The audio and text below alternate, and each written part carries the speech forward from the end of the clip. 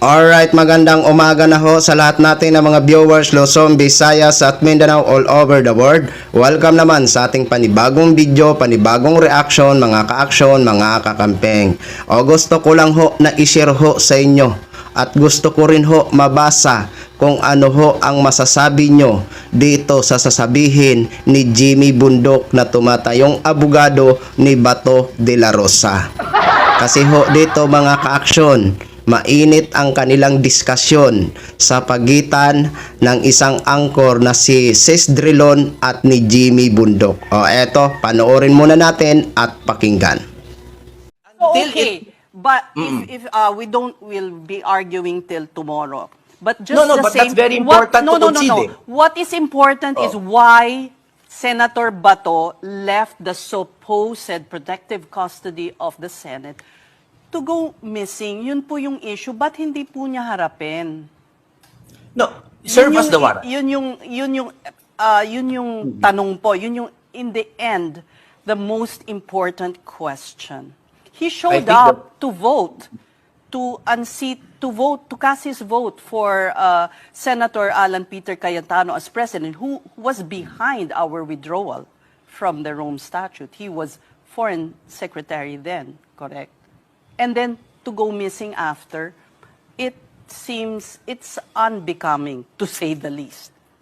A little correction, it was the President, of course, President Duterte was the Of course, chief sir, architect. pero Yung nag-withdraw. Ngayon, pagdating po but kay we thank you Senator for your Bato, time. I'm sorry, we do, one final explanation na lang po, kung pwedeng maikli na lamang. well, we are just waiting for the government authorities to serve us a personal service po nung warrant. And Paano also we po await... kung wala na nga, missing na nga si Senator, paano isi-serve? That is the purpose of the lawyers, ma'am. We are his legal counsel. Ma'am, I hope you don't ridicule us, ma'am. No, we're doing our best to I'm be not. You're earnest saying with you want the No. government to personally serve, but Yes. he ran away. To us. He ran away. Abogado po kami. Abogado naman kami. Pwede naman po sa amin. Pwede So naman po. that is what you want, to serve it to you, Yes, and then yes, ano pong gagawin yes. ninyo pag Oh, na-serve eh, na eh, sa inyo? Then we will follow You'll produce accordingly. him? You will produce Then- your client. Well, I can't assure that because I'm not Bato, but we will of course definitely serve the warrant on our client. Kasi po ayaw nilang sundan yung sistema. Okay, They're not so following well, the law that they're invoking. This is what you're saying. You are willing for the government to serve the warrant on the legal counsels, and you will do your utmost best to produce your client. Did I understand it dadaan po correctly? sa proseso, no? Dadapan po sa proseso, sa PCTC and all that. Alam po niyo yun. I'm sure you've heard all of that. Pag dumaan na po sa tamang proseso and competent judicial authority, then pwede na nating pag-usapan ang pag-appear ni Senator. Nahilo ako dito ah. Tama ba ang narinig ko? Pwede pala tumanggap o pwede pala iserve sa isang abogado ang warrant of arrest ng isang kliyente? Tama ba ang narinig ko?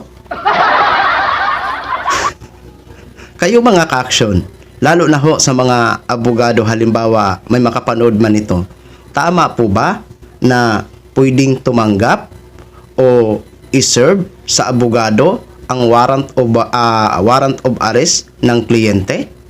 Tama po ba?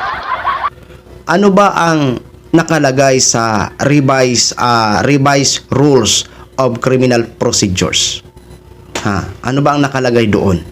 So eto ho mga ka-aksyon, mga kakamping. Basahin ho natin ito. Disclaimer lang po ha, hindi po ako nagmamagaling dito. Itong isi-share ko sa inyo, lalong-lalo na sa ating mga viewers na mga abogado, kung may makapanood ho nito, pakikurik na lang kung ito ba ay mali ang sinishare ko sa inyo dito sa sinasabi ng revised rules of criminal procedures. Maraming salamat po sa inyo.